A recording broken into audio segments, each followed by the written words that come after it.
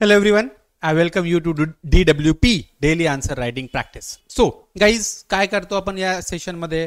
Simple आहे, आपल्याला 7 ते 8 मिनिट 10 मिनिट द्यायचे ज्याच्यामध्ये आपण एक क्वेश्चन एक्झाम पर्स्पेक्टिव्हने यूपीएससी एमपीएससी एक्झाम पर्स्पेक्टिव्हने कसं आन्सर रायटिंग करायचं, कसं प्रॅक्टिस करायचं आहे याचा सगळा फ्रेमवर्क आपण इथे डिस्कस करतो है ना. इथे मी काही टाइम नंतर आन्सर रायटिंग सुद्धा करेल, बट येस आजच्या मोमेंटला आपल्याला त्याच्यावर फोकस करायचा आहे, आन्सर रायटिंग कशी करायची. सो चला आता मग आजचा जो क्वेश्चन असेल आपला हा आहे GS1 चा क्वेश्चन आहे आणि हा कनेक्ट करतोय आपला इतिहास और हिस्ट्री सोबत. बघा काय क्वेश्चन म्हणतोय. मी सगळं GS1 ज्योग्राफी, पॉलिटी, इकॉनॉमिक्स, ठीक आहे, GS3 एथिक्स, इंटिग्रिटी सगळे एरियाज आपण कव्हर करणार आहोत या सेशन मध्ये. ओके, सो काय म्हणतोय, Mahatma Gandhi represents the middle path approach in India politics, give logical explanation.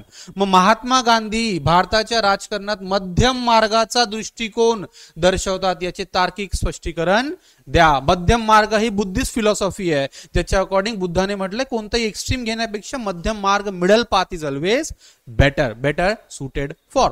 मग आता काय की इथे काय असणार आपला बघा डिमांड, सगळ्यात इम्पॉर्टंट डिमांड काय आहे की कसा महात्मा गांधी ओके यांचा ही जी काही अप्रोच होती ती मिडल पाथ रिप्रेझेंट करतीये है ना, ती कशी मध्यम मार्ग रिप्रेझेंट करतीये, आपल्याला त्याचं लॉजिकल एक्सप्लेनेशन द्यायचंय. ही आहे कोर डिमांड. कधीही आन्सर राईट करताना, क्वेश्चन रीड करताना 2 ते 3 वेळेस रीड करा आणि कीवर्ड हायलाइट करा. ठीक आहे, कीवर्ड हायलाइट करणं फार इम्पॉर्टंट आहे. मग आता इथे ब्रेनस्टॉर्मिंग मध्ये काय करणार आपण, ब्रेनस्टॉर्मिंग मध्ये काय काय पॉइंट्स येऊ शकतात जे आपण इथे ऍड करू शकतो.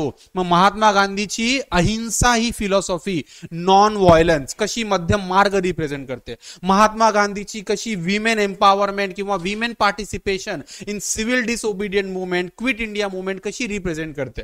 मग महात्मा गांधीची दलितांना किंवा हरिजन, ठीक आहे, यांच्यासाठी ही जी पार्टिसिपेशन होतं किंवा एम्पॉवरमेंट होते कसं मध्यम मार्ग रिप्रेझेंट करतोय ते तो कंटेक्स्ट येतोय. किंवा महात्मा गांधींचं कसं प्रॅग्मॅटिक पॉलिटिक्स होतं है ना, प्रॅग्मॅटिक म्हणजे रिअल टाइम पॉलिटिक्स आहे, सो तो कसा होता ते सुद्धा पॉइंट आहे तिथे. आणि सोबत महात्मा गांधींनी कसं विलेज सस्टेनेबिलिटी, स्वराज ज्याला म्हणतो, लोकमान्य टिळकाची ही जी फिलॉसॉफी त्याला कसं त्यांनी स्ट्रेच केलंय किंवा एक्सटेंड केलंय याच्यावर सुद्धा त्यांनी भाष्य केलंय, त्यांनी इम्प्लिमेंट केली ती फिलॉसॉफी. मग हे पॉइंट्स आपण इथे नोट डाऊन करू शकतो.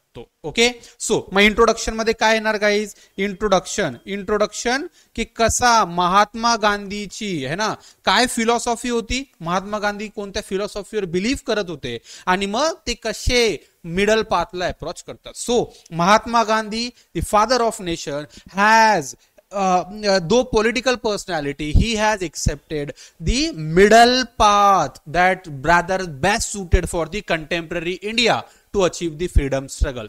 He rejected the extremist policy adopted by few, and he even rejected the policy of subjugation or appeasement by few. He rather accepted the middle path, madhyam marga, to achieve a sustainable freedom for the India. ठीक आहे, कळाला introduction. या वे मध्ये आपण करू शकतो की महात्मा गांधींनी कसं एक्स्ट्रीम फिलॉसॉफी पण नाही घेतली है ना आणि कशी फार ब्रिटिशां धार्जिनी पॉलिसी सुद्धा नाही घेतली, मग त्यांनी मिडल पाथ एक्सेप्ट केलाय. मग पहिला झाला इंट्रोडक्शन, नेक्स्ट येतो body.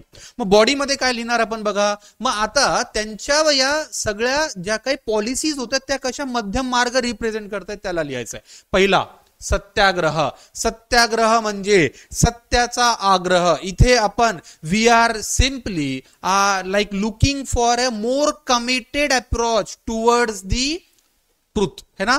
So truth is basically a best weapon है ना, हा बेस्ट वेपन आहे असं त्यांचं म्हणणं आहे. आणि तो एक बेस्ट मध्यम मार्ग आहे जिथे आपण फॉल्सहुडला रिजेक्ट करतोय, कॉलोनियलिझमला रिजेक्ट करतोय, इंडस्ट्रियलिझमला रिजेक्ट करतोय आणि आपण सत्याग्रहासोबत जातोय एक्स्ट्रीमिझम अवॉइड करून.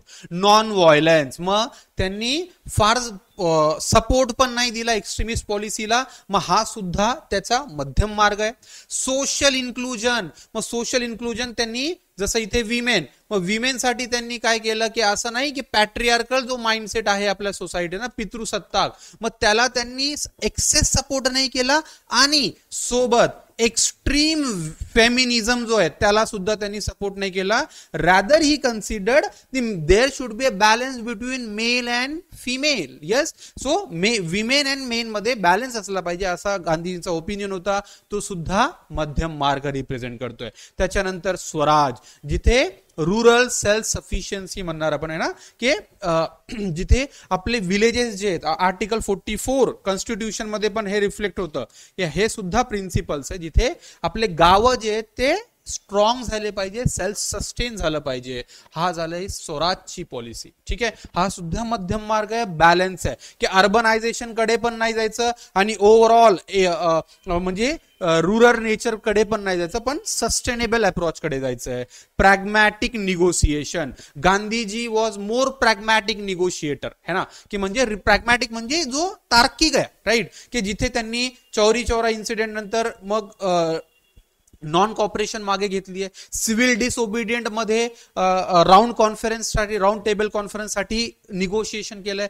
क्विट इंडिया मुवमेंट मध्ये सुद्धा त्यांनी टाइमली अपील केली आहे लोकांना की कसं करायचं आहे ना. इनफॅक्ट हिटलरच्या अगेन्स्ट है ना, सेकंड वर्ल्ड वॉर मध्ये हिटलरच्या अगेन्स्ट त्यांनी रिक्रुटमेंटला सुद्धा परमिशन दिली आहे, राईट. सो मग आर्मी मिलिटरी रिक्रुटमेंटसाठी, सो मग त्यांचं हे प्रॅग्मॅटिक अप्रोच होती जी मध्यम मार्ग रिप्रेझेंट करते. असं नाही की एकाच फिलॉसॉफीला ऑलवेज रिप्रेझेंट करायचं नाही, इट डिपेंड्स ऑन टाइम की कशा त्या गोष्टी होऊ शकतात. आणि एक अजून आहे सी सस्टेनेबिलिटी, राईट. इथे काय आहे की शाश्वतता हा त्यांच्यासाठी मध्यम मार्ग होता, जिथे ब्रिटिशांचं इंडस्ट्रियलिझम, पोल्युशन आणि या सगळ्या गोष्टीला त्यांचा अपोज होता. सो मग गांधीजीची ही जी पॉलिसी आहे, या ज्या पॉलिसीज आहे त्या सिम्पली रिप्रेझेंट करताय मध्यम मार्ग. ओके, मग आपण यांना कनेक्ट करू शकतो, याचे क्रिटिसिझम असू शकतात, पण येस. आणि मग शेवटी कन्क्लुजन मध्ये काय करणार आपण, कन्क्लुजन आपलं बघा 15 ते 20 वर्डचं असणार. मग इथे कन्क्लुजन मध्ये आपण करणार आहोत किंवा कन्क्लुजन असं करणार आहोत, म्हणून ओके, गांधीजीच्या ज्या काही पॉलिसीज होतात, ठीक आहे, ज्यांचे ते काही धोरणे होती, ते त्या धोरणाचा कारण त्या मध्यम मार्गाला कमिटेड होत्या. म्हणून भारताला जे स्वातंत्र्य मिळालंय ते आणि त्या स्वातंत्र्यानंतरच्या जो काही आपला प्रवास आहे तो सुद्धा मध्यम मार्गाला धरून आहे. नॉन अलाइड मुवमेंट है ना, नाम ज्याला म्हणतो, हा सुद्धा याचाच तर मार्ग आहे ना, ना US ना रशिया, राईट, मध्यम मार्ग. ओके, सो म्हणून मग याच पॉलिसीचा एक्सटेंड आपल्याला आज सुद्धा दिसतोय, जिथे आपण 21st सेंचुरी मध्ये येतोय. ओके, कन्क्लुजन तुम्ही असं करू शकता. मला वाटतं तुम्हाला डिस्कशन कळतोय, फ्रुटफुल वाटत असेल तर कमेंट करा, लाईक करा, शेअर करा गाईज. थँक्यू.